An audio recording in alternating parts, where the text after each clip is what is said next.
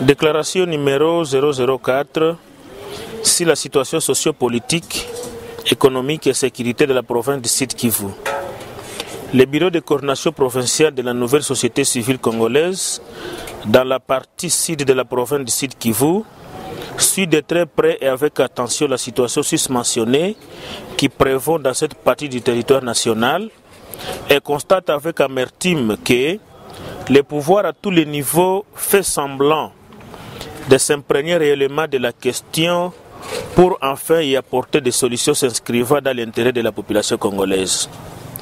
La province, sous le règne du gouverneur Théo Kasingwa-Bidje, est aperçue par la population comme une entité non gouvernée de par l'insécurité grandissante, surtout dans les moyens et hauts plateaux d'Uvira, Fizi et Mwenga, où l'activisme des groupes armés locaux et étrangers cause des morts d'hommes et des déplacements massifs des populations civiles sans assistance ni espoir de revenir dans leurs villages respectifs, exposant ainsi les enfants dirigeants de demain à l'analphabétisme et à la délinquance.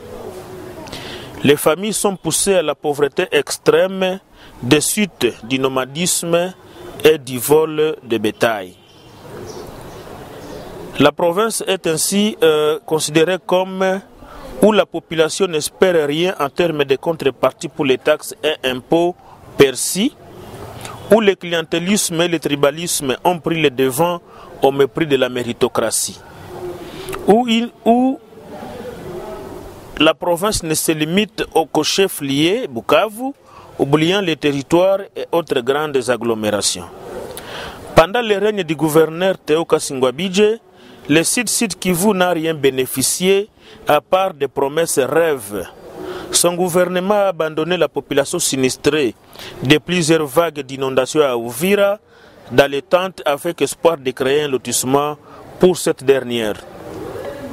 Notre bureau avait salué la déchéance de son gouvernement par la motion initiée contre ce dernier par les députés provinciaux le 2 décembre 2021, après avoir été soumis à des motions auxquelles le gouverneur avait convaincu les élus. Une chose avait échappé à l'autorité provinciale, c'est le nombre des élus qui votaient pour la motion. Car si pour la première motion, 17 députés avaient voté pour la motion, pour la seconde, par contre, il avait été sauvé de justesse par 22 députés qui avaient voté pour la motion. Pour un acteur politique averti, ceci était un signe qui ne trompe pas sur la perte de soutien dont il avait bénéficié lors de sa brillante élection en 2019. Il revient à l'autorité de se poser cette question. Pour quelle cause dois-je être prêt à retourner au Sud Kivu? Peu importe la vision que vous avez, belle qu'elle soit, il faut un peuple qui vous fait majoritairement confiance pour la matérialisation de cette dernière. La société civile n'a plus confiance en vous, cher monsieur le gouverneur de province. Vous n'avez plus le soutien de l'Assemblée provinciale qui vous a élu. Vous n'avez non plus le soutien de votre propre parti qui vous a d'ailleurs aligné et qui venait de vous désavouer. Qu'est-ce qui vous reste encore pour constater que vous êtes désavoué par tout le monde et que la population n'attend que votre démission et retourner au Sud Kivu comme tout citoyen et non pas comme autorité provinciale?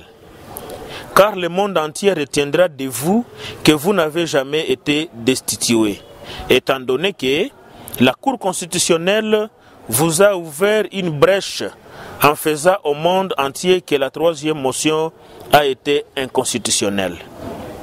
La Cour constitutionnelle a oublié de penser les blessures et cicatriser les plaies saignantes de la population du Sud Kivu.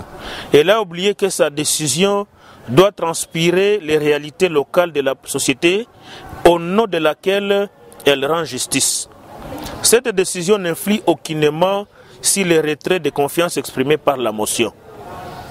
Elle devait bien au contraire privilégier le respect de la volonté du souverain primaire et l'émergence de la province du Sud Kivu. Les bureaux de notre structure citoyenne au Sud Kivu pensent que c'est pour votre bien et honneur qu'il est très important de déposer votre démission et laisser la chance à la province de prendre un nouvel élan. faite à Uvira le 14 février 2022 pour la nouvelle société civile congolaise, André Biadouni Machaka, coordonnateur provincial. Je vous remercie.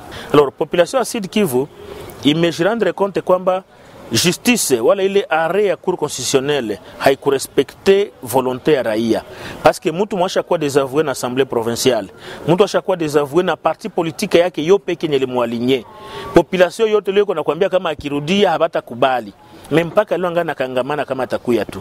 Alors sisi mkote ya Sud Kivu tuliona na sisi tufe déclaration ambayo inasema kwamba hatumtaki tena gouverneur de province aache province décoller d'une autre manière par une autre autorité, mais yeye tena hatumtaki parce que benya alifanya habikuendeka ku niveau ya province ya Sud Kivu. Donc ni mtu mwenye hakusaidia province kuevoluer, mataxe batu wanapercevoir, maimpo wanapercevoir, mais hatakuwa tunaona mafaa ile franga.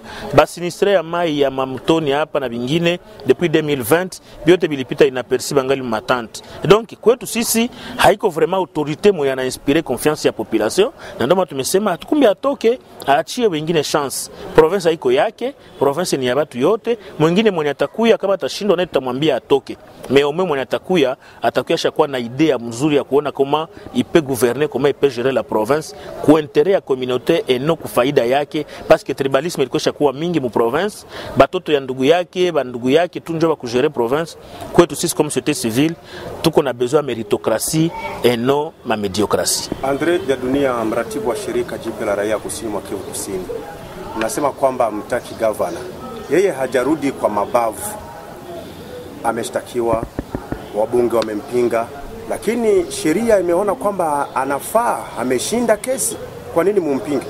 Tunampinga kwa sababu d'abord cour constitutionnelle, hakuna mtu anaweza kukatala cour constitutionnelle kenye mifanye. Mais problème c'est que cour constitutionnelle haikujifaire entourer na majurisprudence zote. Unakumbuka kwamba alikuwa désavoué pour la première fois, akapata soutien 17 députés. Balikubali motion ikaenda kuvende, alikuwa ndeko na regresser polepole kwa napoteza sheria. Na donc hii yenyewe ilikuwa kumtoa ilifanyika ambone di forme, ili respecter procedure yote. Kwa nini? Parce que ba député ni ba eli ya peuple, baliona kwamba gouverneur mwe balichagula balipatia confiance en 2019.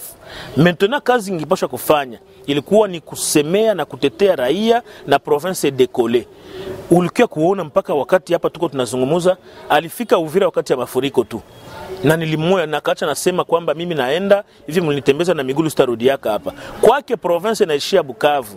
Oro tuko na besoin ya gouverneur de province mwatapalpe realite ya mungini, afike ku niveau ya mamoye plateau, MONUSCO ta mdeplacer aone koma batu biko na zubana bana hangaika, franga zifanye kazi kwa intérêt ya communauté, mabarabara yote ya intérêt ya province, hapana mabarabara ya niveau national zote hakuna hata barabara mwa amefanya. Et donc kwetu sisi kurudia kwake ni kucrasher sur le peuple congolais, donc anapaswa kubakia pour que watupatie mwingine gouverneur de province mwatafanya kazi kwa intérêt ya communauté. Kwa nini mumlahumu yeye msilahumu sheria na mahakama iliyosema kwamba anastahili kurejea? Unajua kwamba sheria inafanya ile wanaita legalité. Wao wanaenda kisheria, lakini legitimité maintenant hana tena.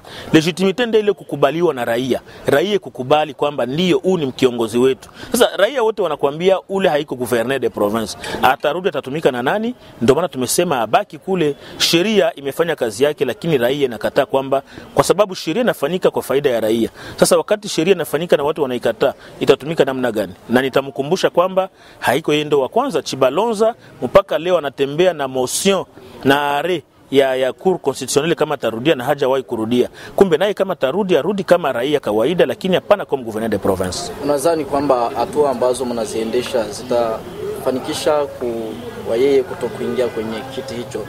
Atarudi Sud Kivu kama raia wengine, lakini kurudi kama gouverneur de province hakuna mtu atatumika naye. Société civile ilishalomba watufanyie election ya mwingine gouverneur de province pour dire que hatuna tena besoin na yeye, na akirudi atajua mwenyewe atatumika na nani, atatembelea nani atampokea. Et pourtant kama uko autorité unapaswa kupata soutien ya population, majorité ya population. Anapaswa kupata wale wengine wanawapatia pesa kidogo kidogo wanamfuata, lakini raia haitakuwa nyuma yake tena. Kumbe kama kweli anataka onere yake Sud Kivu na monde atie sema kama ni demokrate wa mzuri, raia kinapokataa unapaswa kuacha. Tuige demokrasia na nafasi zingine. Unapofanya kosa tu kwa raia, raia nakwambia acha. asubuhi unafanya demission yako na unatoka. Lakini kwetu inakuwa kama ni nafasi ya kuiba, watu wakule tu pesa, watu wafanye kenye wanataka, haiko tena faida ya raia. Kama yeye anataka kweli faida ya raia, tunataka tumuone amedemissione, aachie wengine ngazi waongoze province ya Sud Kivu. Na endapo akirudi kama governor, nini itakuwa maamuzi yenu? Hata rudi, sisi tumekataa hata rudi. Province ni ya kwetu, haiko ya kwake. Uvira News TV, multimedia service kwa ajili yako.